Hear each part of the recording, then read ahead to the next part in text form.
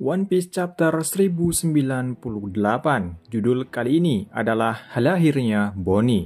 Request halaman depan kita melihat Brook sedang bermain musik dengan menggunakan gitar listrik bersama belut listrik. Chapter dibuka. Di markas besar pasukan revolusioner Baltigo. Pasukan revolusioner melaporkan meminta bantuan pemberontakan Tommy di South Blue semakin parah. Kami mengalami kerepotan menangani yang terluka di gua. Kemudian Kuma menjawab kalau dia yang akan pergi untuk membantu. Ivankov mengatakan untuk tidak terlalu gegabah karena Kuma selalu bertindak gegabah. Kuma datang dan menghancurkan musuh di depannya. Pasukan di sana terkejut, ada orang besar yang datang. Kuma dengan tatapan tajam dia memikirkan Jinny yang tertangkap. Dan Jinny ditangkap oleh Tenryubito dan dia telah menarik perhatian bagi Tenryubito. Sementara pasukan pemberontak berhasil menangkan pertempuran. Mereka bersyukur setelah 3 tahun berjuang mereka akhirnya berhasil bebas berkat bantuan dari tentara revolusioner. Sementara Angkatan Laut melaporkan bahwa ini ulah dari tentara revolusioner lagi. Lalu Kuma dan Dragon kembali ke kapalnya. Setelah 2 tahun berlalu sejak Komandan Jinny diculik untuk dinikahi dengan Tenryubito, kita melihat sebuah kapal mengatakan kita hampir sampai Bonnie. Sepertinya di kapal itu adalah Jinny bersama anaknya yaitu Bonnie. Bisa dibilang Bonnie keturunan Tenryubito. Lalu Jinny langsung menghubungi Kuma dan lainnya melalui den-den musik milik tentara revolusioner. Kuma dan Ivankov dengan wajah yang penuh harapan bergegas untuk mendengar suara Jinny lagi. Jinny berkata, "Kumaci, akhirnya aku bisa kembali ke permukaan. Mereka membuangku karena aku sakit. Aku sangat ingin melihat semua orang untuk terakhir kalinya, tapi panggilan ini harus menjadi yang terakhir." Kuma yang mendengarnya langsung mengatakan, "Apa yang kau bicarakan? Kau di mana, Jinny? Aku bisa ke sana segera. Aku khawatir tidak bisa melihatmu lagi." Lalu Jinny berkata, "Maaf Kumaci, tapi aku diambang kematian. Aku senang kau memperdulikanku, tapi aku tidak ingin kau datang di saat-saat seperti ini. Dragon, kakak, tolong jaga Kuma, dia memiliki hati yang besar." Kuma langsung pergi, dia mengatakan hanya ada satu tempat dia akan pergi. Lalu Jinny berkata, "Dan Kumaci, aku ingin kau tahu bahwa aku mencintaimu selalu dan selamanya." Tiba-tiba den-den musik terputus. Dan benar sesuai perkiraan Kuma bahwa Jinny saat ini berada di gereja tempat tinggal mereka berdua dulu. Kuma bertanya di mana Jinny. Orang-orang mengatakan ini terjadi saat dia terkena cahaya matahari, wajahnya dan seluruh tubuhnya semuanya menjadi biru ketika terkena sinar matahari dan kulitnya mengeras seperti batu. Kuma terdiam sejenak melihat tubuh Jinny yang menyedihkan.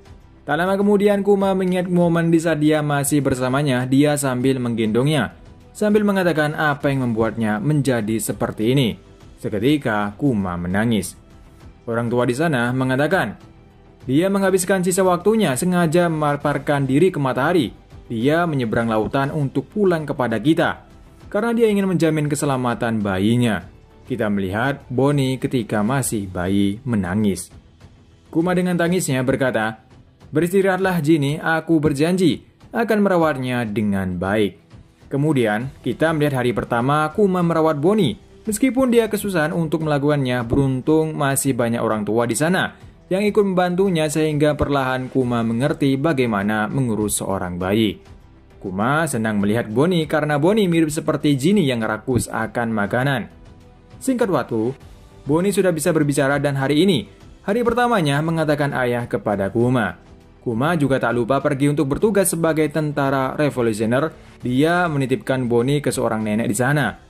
Hari silih berganti, Kuma tak lupa sering pulang untuk mengunjungi Bonnie. Bahkan di sini kita melihat Sabo yang pertama kali berlatih dengan Kuma. Lalu, di suatu hari, Kuma menutup semua jendela di gereja. 2 orang di sana bertanya-tanya, apa alasan Kuma melakukan hal ini? Lalu kita melihat Bonnie kecil, ada batu biru tepat di bawah matanya. Mereka mengatakan kalau batu ini sama seperti Jinny di saat sekarat.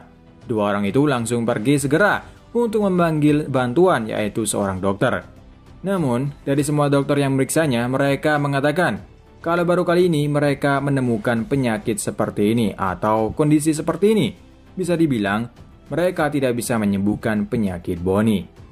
Lalu Kuma datang menemui Dragon dan Ivankov kalau dia menyatakan untuk mengundurkan diri dari tentara revolusioner. Ivankov terkejut kenapa ini secara tiba-tiba. Kuma menjelaskan kalau dia harus tetap berada di sisi Bonnie karena dia mengalami penyakit yang sama seperti Ginny.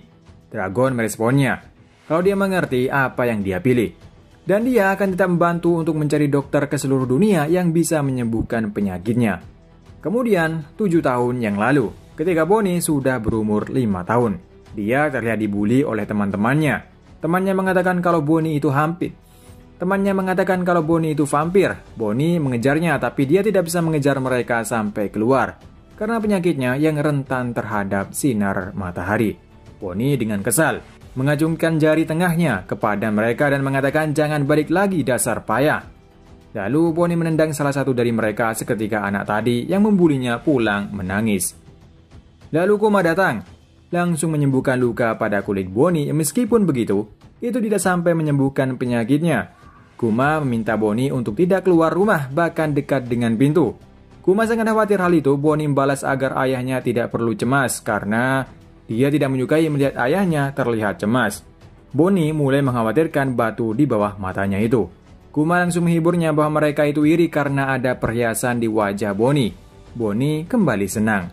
Lalu Kuma bertanya, jika kau pergi, kemana tempat yang paling kau tuju setelah sembuh nanti? Bonnie menjawab dia menunjukkan sebuah buku kepada Kuma kalau ada pulau langit yang legendaris. Sepertinya Bonnie ingin pergi ke sana. Bonnie mengatakan dekat dengan matahari. Mungkin kita akan bertemu nikah di sana. Kuma berkata sambil menari layaknya nikah, kedengarannya seperti petualangan yang besar. Kita bisa pergi ke sana untuk perayaan besar ulang tahunmu yang ke-20. Lalu, kemana kita harus pergi untuk 19 tahunmu? Bonnie menjawab, Pulau Ikan. Suatu hari Kuma menemukan dokter yang bisa menjelaskan penyakit Bonnie secara rinci. Dokter itu mengatakan kalau Bonnie menderita penyakit sisik sapir. Sayangnya penyakit ini tidak dapat disembuhkan. Dokter itu mengatakan, di masa sekarang hampir kau tak melihatnya lagi. Batu itu akan tumbuh semakin banyak saat terkena sinar matahari dalam wujud apapun, baik secara langsung maupun pantulan dari bulan. Tapi walau kau bisa mencegahnya, itu sepenuhnya sayangnya hanya tinggal menunggu waktu. Maaf, aku harus jujur, tapi putrimu setidaknya hanya punya 5 tahun lagi. Akan sebuah keajaiban kalau dia bisa mencapai ulang tahunnya ke-10. Sayangnya hanya ini yang bisa kami sampaikan, Kuma berkata. Semua akan berakhir di ulang tahunnya yang ke-10. Kuma terdiam, tidak percaya kalau penyakitnya tidak bisa disembuhkan. Tiba-tiba Bonnie datang mengejutkan Kuma. Kuma pikir Bonnie sudah tidur. Bonnie menjawab kalau dia mendengar itu akan berakhir di ulang tahunnya yang ke-10. Kuma dengan berat mengatakan apa yang dikatakan oleh dokter penyakit akan terus-menerus hingga ulang tahunnya yang ke-10. Namun Bonnie salah mengartikannya, dia hanya mendengar perkataan Kuma saja, tidak dengan penjelasan dari dokter tadi. Sehingga Bonnie menjawab itu artinya aku akan sembuh di usiaku yang ke-10. Bonnie sangat senang mendengarnya. Kuma dengan berat dia mengiyakan apa yang dikatakan Bonnie. Setelah 1 tahun berlalu, kerajaan Sorbet kembali kacau. Orang-orang mendatangi Kuma, mereka minta tolong padanya, mereka mengatakan Raja Begori. Dia kembali dan dia sama kejamnya sama seperti dulu. Di akhir bab, Kuma berkata, ini sama seperti 16 tahun yang lalu, dia masih ingin membuang wilayah yang menjadi beban, dia akan membakar rumah-rumah warga kita. Berakhir chapter kali ini.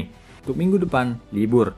Chapter ini kita kembali kesedihan, melihat kesedihan dari seorang Kuma, bahkan di usianya saat ini masih ada yang membuat dia sedih. Terlalu banyak ujiannya yang dia harus lewati. Pertama, soal Ginny yang mati akibat penyakit dan juga dia sudah menikah dengan Tenryubito. Kemudian, dia merawat Bonnie yang juga memiliki penyakit yang sama.